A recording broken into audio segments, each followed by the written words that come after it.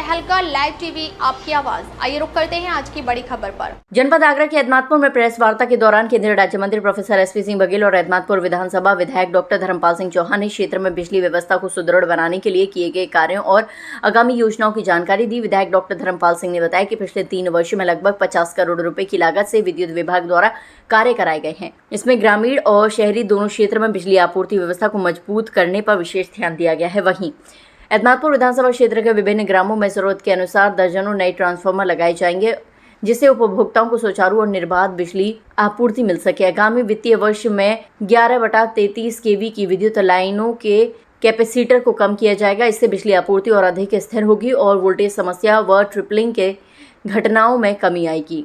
दोनों जनप्रतिनिधियों ने स्पष्ट किया है कि जनहित में लगातार गुणवत्तापूर्ण बिजली आपूर्ति उपलब्ध कराना सरकार की प्राथमिकता है। आने वाले समय में और भी परियोजनाएं शुरू हो जाएंगी ताकि गांव-गांव तक बेहतर विद्युत सुविधा पहुंच सके। आइए सुनते हैं उन्होंने प्रेस कॉन्फ्रेंस करते हुए मीडिया से क्या कुछ कहा। बिंदु के पर सीमित है, वो बिंदु है कि परम आवश्यकता जो जनता की है बिजली, उसमें पिछले 3 साल में जब से डॉक्टर धर्मपाल सिंह विधायक हुए हैं, क्या क्या योजनाओं में क्या क्या काम हुए हैं, उसके लिए एक विस्तृत जानकारी आपको लिटरेचर दिया जा रहा है। लगभग 50 करोड़ का काम एतमादपुर विधानसभा में विगत 3 सालों में हुआ है, जिसमें 28 करोड़ RDSS योजना में, 8 करोड़ का एक नया बिजली घर खंडौली में जो लगभग तैयार है, कुछ टेक्निकल प्रॉब्लम से नहीं हो रहा है, और तमाम ट्रांसफार्मरों की अलग अलग क्षमता के ट्रांसफार्मरों में क्षमता वृद्धि हुई है, नए लगाए गए हैं, नए कनेक्शन हुए हैं।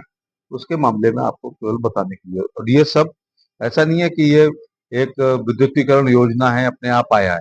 ये माननीय विधायक जी के अथक प्रयासों से, बिजली मंत्री से निरंतर प्रयास से, दक्षिणांचल विद्युत वितरण निगम के MD से, चेयरमैन जो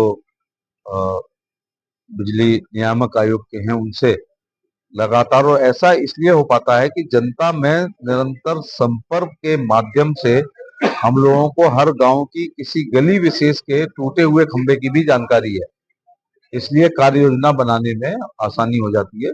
मैं विधायक जी का धन्यवाद देना चाहूंगा कि ये वो नहीं है जो आनी ही है, ये लाई गई है। उसके लिए हम लोगों ने प्रयास किया है। 50 करोड़ केवल रूरल इलाके में इस प्रकार से काम हुआ है। एतमादपुर विधानसभा को दक्षिणांचल की बिजली सप्लाई होती है, दक्षिणांचल की योजनाएं लागू होती हैं। शहर के एक बड़े भाग में जहाँ एतमादपुर है, टोरेंट पावर है। टोरेंट पावर के आने से लगभग काफी कुछ समस्याएं हल हो गई हैं, लेकिन एक जमाना था जब ट्रांसफार्मर उतारते थे हम लोग, बैलगाड़ी अथवा ट्रैक्टर से ले जाते थे, हफ्ते भर बाद फोन आता था, स्टोर से फिर लेते थे, फिर घर लाते थे, फिर लादते थे, और फिर कनेक्शन कम होते थे, उपभोक्ता ज्यादा होते थे, कटिया पड़ती थी, फूक जाता था, तो अक्सर चार्ज करने के लिए, मोबाइल चार्ज करने के लिए भी उतनी बिजली नहीं आती थी कि चार्ज हो जाए। आजकल अच्छी सप्लाई हो रही है, और इस खंडौली के 35/11 के बिजली घर बनने के बाद जो नादो, बगल और उधर के आसपास के जो गांव में थोड़ी सप्लाई में कमी आती थी, वो पूरी हो जाएगी। मैं विधायक जी के प्रति कृतज्ञता ज्ञापित करूंगा कि गांव के लोगों को सड़क, स्कूल, बिजली, पानी 4 मुख्य, बाकी इंडिविजुअल काम होते हैं, नाली खरंजावर होता है, बाकी सारे काम व्यक्तिगत होते हैं। उसमें बिजली संबंधी मामले में एतमादपुर विधानसभा आत्मनिर्भर हो गई है। 2025-26 की योजना बनाते हुए हम आपके समाचार पत्रों के माध्यम से, आपके चैनल 26-27 के लिए हम प्रस्ताव मांग रहे हैं, जिससे प्रस्ताव आए, जिससे कार्य योजना बनाने में आसानी हो जाए। Thank you. धन्यवाद, आप सब लोग बड़ी संख्या में आए। मैं उत्तर प्रदेश सरकार के मुख्यमंत्री आदरणीय योगी जी का, उत्तर प्रदेश सरकार के बिजली मंत्री आदरणीय के शर्मा जी का, और हमारे आदरणीय मंत्री जी एसपी सिंह बघेल साहब का बहुत बहुत आभार व्यक्त करता हूँ।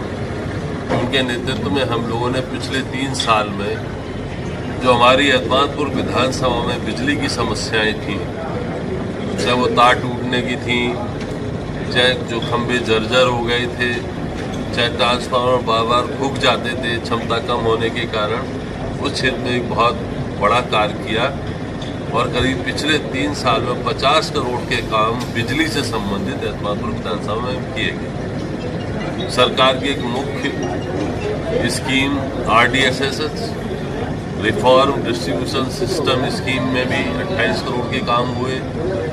8 करोड़ का एक नया बिजली घर खंदौली में बन रहा है और क्षमता वृद्धि का इस वित्तीय वर्ष में 25-26 में करीब 88 नए ट्रांसफार्मर 16 kVA के लगाए जा रहे हैं।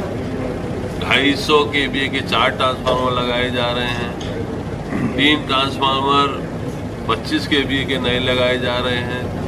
29 ट्रांसफार्मर 16 kVA के 100 kVA के लगाए जा रहे हैं। तो जो भी जहाँ से जिन गांव से जैसी समस्या आई थी, माननीय मंत्री के नेतृत्व में हमने उस समस्याओं का हल कर दिया है और 1 महीने के भीतर इस वित्तीय वर्ष के कार्य शुरू हो जाएंगे।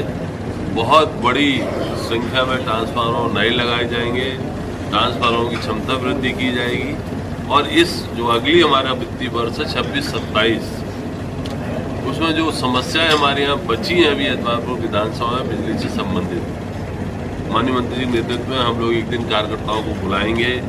अपने व्हाट्सएप नंबर पर भी अगर हमारे ग्रामीण क्षेत्र के लोग सुझाव देना चाहते हैं तो दे दें। हमारी कोशिश होगी माननीय मंत्री जी के नेतृत्व में कि जो इस अंतिम वर्ष की हमारी कार्य योजना बनेगी उसमें एतमादपुर विधानसभा की जो भी छोटी मोटी समस्याएं बिजली से संबंधित बची हैं उनका निस्तारण हो जाएगा और निश्चित रूप से अभी भी आपूर्ति हमारी बहुत अच्छी मिल रही है। 18 घंटे ग्रामीण क्षेत्र को मिल रही है और 10 घंटे नलकूपों की मिल रही है और हम लोग कोशिश करेंगे कि जो बार बार वोल्टेज के कारण ड्रॉप हो जाती थी, कुछ तार टूट जाते थे, तो इस बार हमारा इस वित्तीय वर्ष में ये भी प्लान है कि जो हमारे 11,000 की लाइनें हैं, जो हमारी 33,000 की लाइन है, उन लाइनों में भी कुछ गैप्स हैं, कुछ तार ढीले हैं, उन लाइनों को भी हम सुदृढ़ करेंगे जिससे आपूर्ति एकदम सुदृढ़ हो सके और जितनी आपूर्ति सरकार देती है, जो सरकार का निर्देश है, उनके रोस्टर के अनुसार हमारे क्षेत्र के लोगों को, एतमादपुर विधानसभा के सम्मानित लोगों को, चाहे हमारे किसान हो, चाहे हमारे गांव की बिजली हो, उन्हें पूरी मिले। ऐसी प्रयास है माननीय मंत्री के नेतृत्व में। मैं आप सभी प्रेस के साथियों का, सभी सम्मानित साथियों का बहुत बहुत स्वागत और अभिनंदन करता हूँ। आप लोग बड़ी संख्या में आए, धन्यवाद। तक लिए बस इतना ही, फिर मिलते हैं एक ऐसे ही बड़ी खबर के साथ। तब तक के लिए नमस्कार और देखते रहिए तहलका लाइव टीवी, आपकी आवाज़।